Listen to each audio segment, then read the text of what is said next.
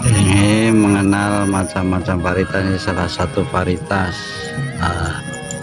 Ada yang mengatakan klewer, ada yang mengatakan si putih, ada lagi gajah putih.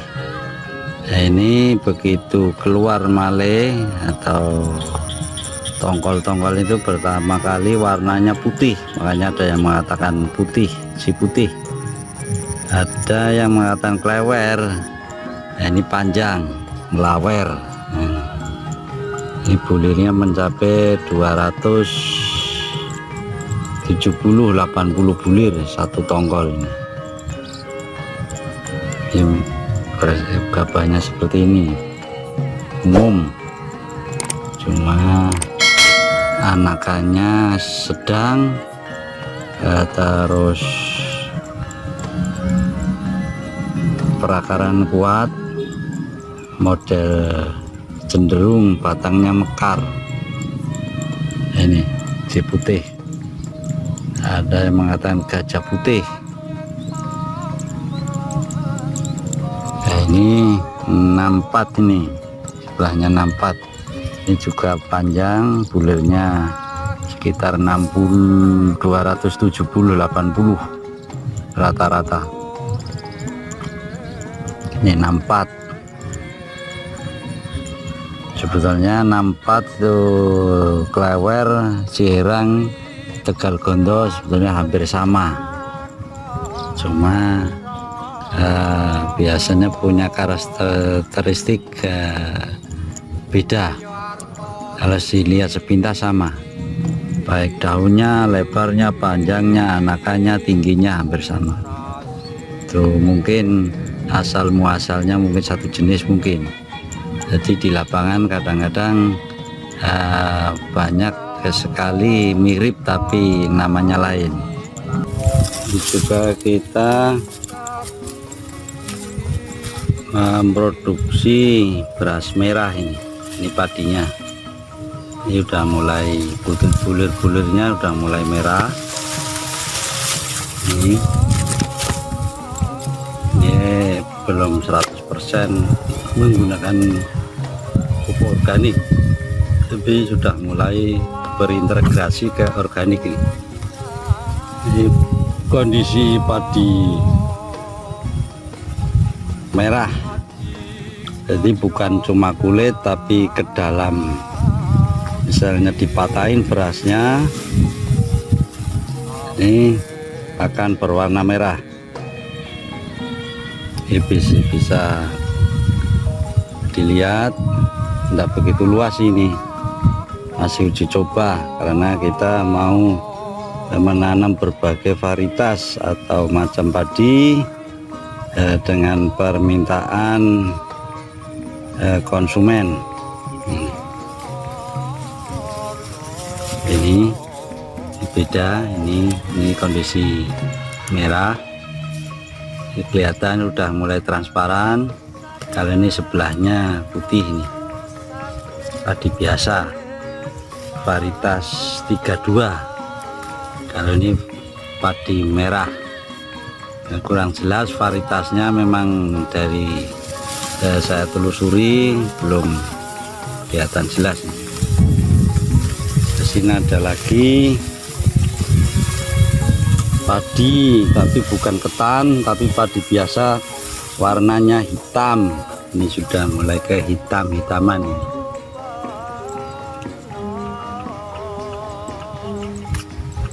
Ini belum saya cek berapa bulir satu malenya, berapa butir padi maksudnya dalam satu tangkai atau tongkol. Ini padi biasa tapi warnanya hitam, sampai ke dalam-dalam ini hitam. Sudah mulai petani kita paham betul apa jenis apa, varietas apa, mau mencoba uji coba menanam padi yang kelihatan aneh, tapi saya yakin nanti suatu saat dicari yang membutuhkan. Nah.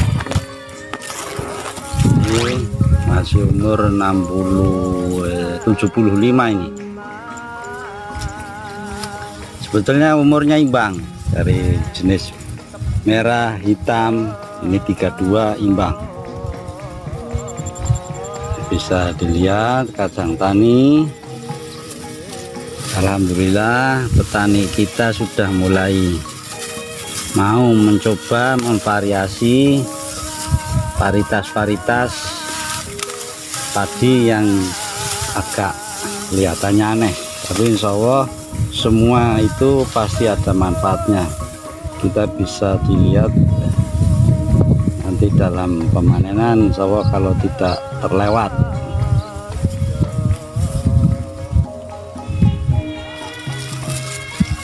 Semua kegiatan di Among Pantura bisa kacang tani,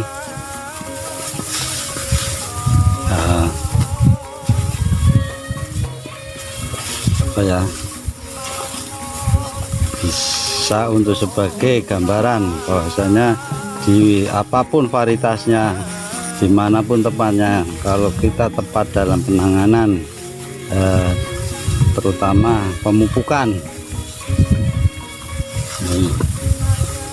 Ini padi merah, ini varietas 32 ya, biar agak mengenal lebih jauh bagaimana varietas-varietas yang ada di sini. Tapi masih kalah dengan yang lain kayaknya, belum ada kayak di daerah luar Jawa. Kalau di Jawa rata-rata 32, 42, Pari, jarang, tapi sudah amburadul ini. Petani yang tidak mau banyak mengeluarkan duit, ya, yang penting benih-benih padi yang di rumah dimanfaatkan. Padahal kalau kita jeli, kita bisa memilah untuk benih. Karena kalau kondisinya masih bagus, perawatan dan penjagaan kemurnian varietas tersebut kita bisa memakai berkali-kali. Kadang-kadang petani tidak mau repot, bisa kacang tani.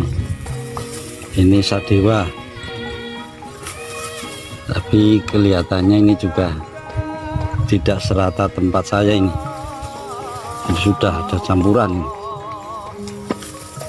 Ke tempat saya walaupun Sadewa masih murni karena sangat hati-hati dalam pemilihan benih calon untuk ini ditanam lagi.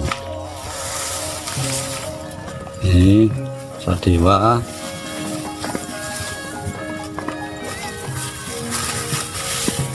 Ya, untuk di daerah sini yang dikejar para tengkulak biasanya varietas 32 sama Cierang.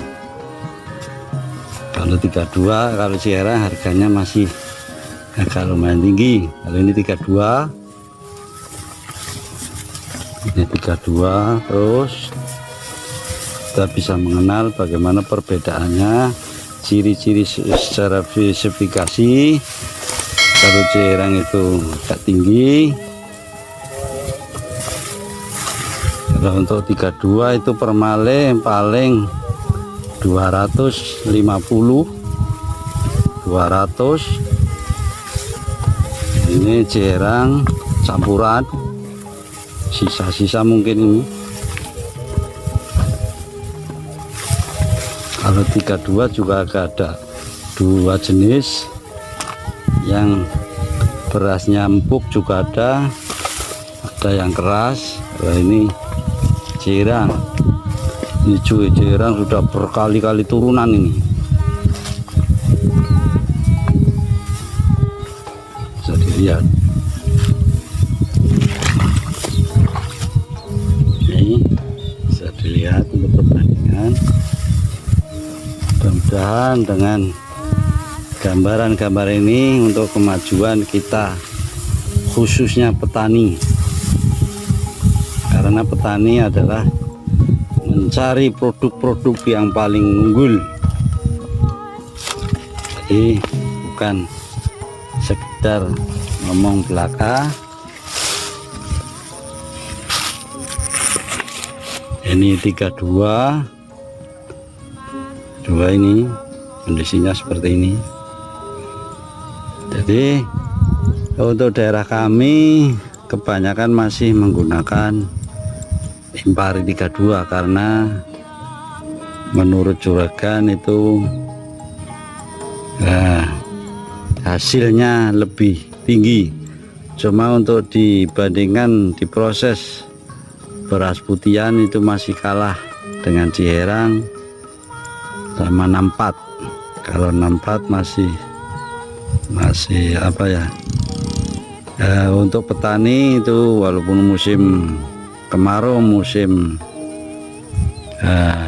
penghujan itu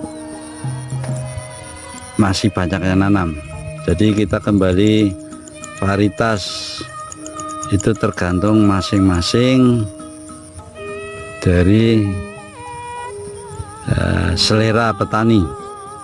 Biasanya kalau petani itu asumsinya untuk dijual, orientasinya untuk diuangkan, itu biasanya cari benih-benih yang sekiranya juragan atau tengkulak yang nyari.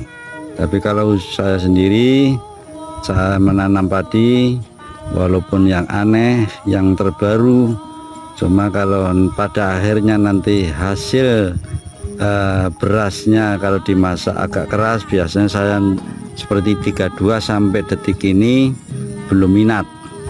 Kelemahannya 32, walaupun hasilnya tinggi, itu risiko rebah itu walaupun di model apapun, sistem legowo macam-macam, itu saya amati di sini dengan kondisi curah hujan yang masih banyak, itu banyak yang mulai rebah. Nah, biasanya kalau seperti ini sudah mulai susut tapi ternyata masih banjir. Nah, ini yang menjadi perhitungan saya. Satu, kelemahan tidak mau menanam varietas Denok itu karena perakarannya agak kurang kuat. Kalau yang lain misalnya yang mau rebah itu biasanya Ciherang yang tinggi dengan kondisi kedalaman lumpur biasanya lebih dari 30 cm, itu riskan kerebahan, apalagi varietas 32. Jadi nanti suatu saat kita bisa mengupas macam-macam jenis varietas, keunggulan dan kelemahan. Tunggu saja di channel Among Tani yang akan datang. Terima kasih.